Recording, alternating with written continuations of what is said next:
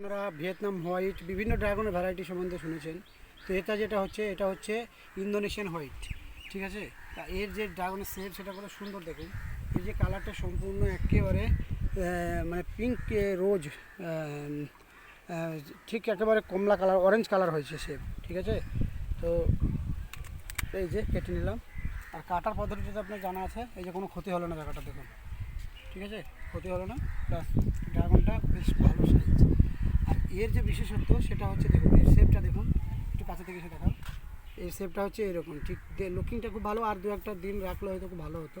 আর এর যে পাতার ফোকাসটা কোনো কেমিক্যাল ছাড়াই কিন্তু এগুলো আসলে ইজিভাবে গ্রো হচ্ছে আমাদের পশ্চিমবঙ্গের ক্লাইমেটে।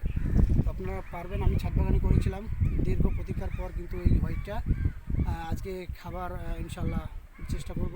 তো এটা সর্বপ্রথম যে আমাদের এখান থেকে করে দেখো, এই যে আয়সা ওর হাত থেকে এবার কাটবো।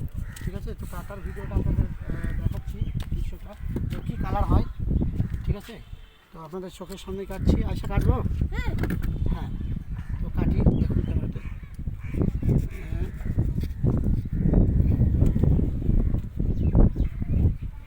আচ্ছা, আমার শখটা আছে। এই দেখুন, এতদিন আপনাদের লাল দেখিয়েছিলাম, এবার দেখালাম সাদা। দেখছেন? একেবারে ক্যামেরা থেকে একটু ক্লোজ দেখাও। হ্যাঁ, তো এইগুলোই হচ্ছে এর বিশেষত্ব, এবং আমার মেয়ে খুব খুশি আর আমরাও খুব খুশি। এছাড়া 15 রকমের ভ্যারাইটি আমাদের কাছে রয়েছে।